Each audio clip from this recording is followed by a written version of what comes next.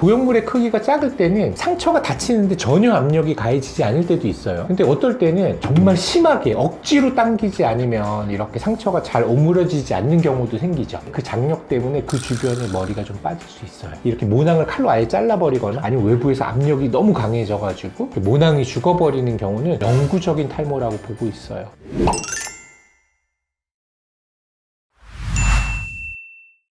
사실은 이 두상 수술을 하고 나서 탈모가 생겼다고 얘기하시는 분들은 있긴 있어요. 근데 좀 드물게 말씀하시는데 한 100명 수술하면 한 분 정도? 그래서 제가 이렇게 가만히 보니까 이제 두상 성형 수술을 하고 나서 탈모가 생길 수 있는 거는 몇 가지로 요약할 수가 있는데, 첫 번째 환자분들이 걱정하시는 거는 절개 부위에 어느 정도의 탈모가 일어나느냐, 그 절개 라인 말고 그 주변의 것까지 당겨지는 장력 때문에 영구적으로 탈모가 일어나지 않느냐라는 걱정을 많이 하세요. 그리고 절개 자체가 모낭을 손상시킬 수 있잖아요, 그죠? 그래서 그런 것들 때문에 걱정을 많이 하시는데, 이 수술을 할 때는 첫째는 머리를 이렇게 빡빡 밀고 하는 경우가 사실 별로 없고, 머리를 그 이쑤시개 같은 그런 기구로 머리카락을 이렇게 아주 세세하게 두 개를 갈라요. 갈르면 머리카락과 머리카락 사이에 그냥 두피 살이 보일 거 아니에요? 그래서 그 머리카락을 피해서 이렇게 절개를 하는 거예요. 그러면 직접적으로 모낭에 손상이 일어날 가능성은 조금 더 적겠죠. 장력의 문제는, 예를 들어서 보형물의 크기가 작을 때는 상처가 닫히는데 전혀 압력이 가해지지 않을 때도 있어요. 근데 어떨 때는 정말 심하게 억지로 당기지 않으면 이렇게 상처가 잘 오므려지지 않는 경우도 생기죠. 근데 후자의 경우에는 그 장력 때문에 그 주변에 머리가 좀 빠질 수 있어요. 그래서 그 예전에 제가 대학병원에서 근무할 때도 머리에 종양이 생기면 성형외과에서 수술해요. 성형외과에서 수술하는데, 그게 이렇게 피부를 이렇게 잘라냈을 때 넓이, 직경이 3cm가 넘어간다 그러면 그냥 꼬맬 수는 없다라고 이렇게 교과서에 돼 있어요. 그래서 특별한 기구를 하거나 아니면 피판 수술을 하거나 이래서 두피를 덮게 되는데, 마찬가지로 우리가 이 두상성형 수술을 할 때도 그 보형물의 양이 너무 많다든지 이러면 다치는데 탈모나 이런 거에 가능성이 있으니까, 사실 우리가 좀 비현실적인 그런 양을 원하시는 분들한테는 제가 수술 전에 설명해 드려요. 이게 자연스럽게 다칠 수 있는 정도까지 우리가 수술을 하고 있다라고.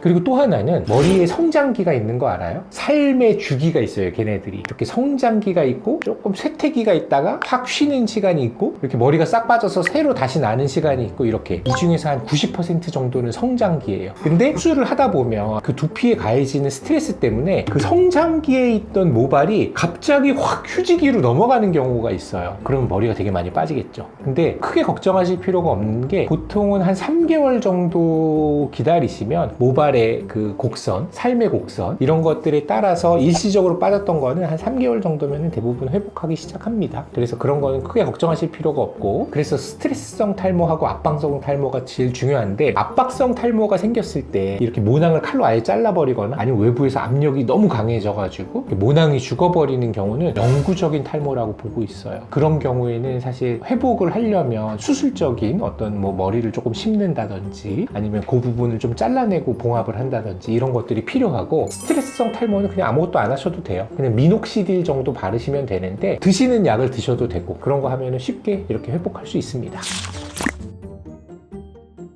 저는 탈모이신 분들이 이 수술 받는 걸 훨씬 좋아해요. 왜 그러냐 하면, 유튜브를 보다 보면 헤어스타일이나 이런 거에 대한 그 영상도 막 떠요, 저한테. 근데 그걸 이렇게 보다 보면, 아, 머리가 여기가 찌그러지신 분들은 이런 식으로 스타일링을 해서 고데기를 뭐 이렇게 하고 뭐 빗으로 여기다 열을 주시고 뭐 이렇게 하면은 머리가 또 다 예쁘게 되더라고요, 그죠? 근데 머리가 짧아지면 그게 안 되잖아요. 머리숱이 점점 적어지면 오히려 그런 것들을 감출 수가 없기 때문에 두상 성형 수술이 더 필요하다고 저는 생각합니다. 그리고 환자분들 만족도도 되게 높아요. 지금 이분은 재수술 케이스예요. 어디가 흉터인지 보이세요? 잘 모르겠죠? 여기 보면 여기 흉터가 조금 있어요. 그러니까 이렇게 요 정도기 때문에 오히려 흉터는 그렇게 심하지 않고, 요즘은 이렇게 두피 문신 이런 것들도 사실 많고, 거기에 이렇게 색깔을 주변이랑 맞추는 그런 문신들도 있어요. 그래서 그런 걸로 환자분들이 별로 스트레스 안 받고 생활하시더라고요. 탈모이신 분들이 두상 성형을 할 때 좀 알아둬야 하거나 주의해야 할 부분들이 좀 있을까요? 약 드시는 거, 뭐 피나스테라이드나 두타스테라이드, 근데 얘를 먹으면 두상 수술하는 데는 아무 영향이 없어요.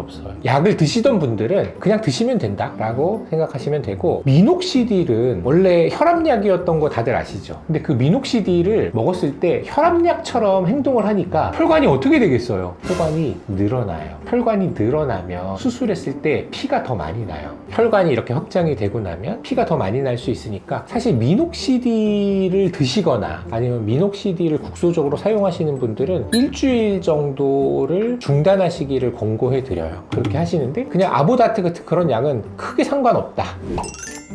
두상 수술을 할 때 사실 여러 가지 뭐 걱정하시는 것들이 많아요. 근데 실제로 얘가 수술을 했을 때 부작용이 거의 없어요. 우리가 가장 심각하다라고 생각할 수 있는 게 스트레스성 탈모 같은 거. 이게 영구적으로 지속되는 게 아니라서 보통 한 3개월 정도 기다리면 머리는 다 회복을 하는데 보통 그 정도의 탈모는 계절성 변이에서도 생기거든요. 그러니까 특별히 걱정하실 필요는 없다라고 생각해 주셨으면 좋겠고, 만약에 이렇게 스트레스가 되시는 분들은 병원에 오셔가지고 상담을 한번 받아보시는 것도 괜찮을 것 같습니다.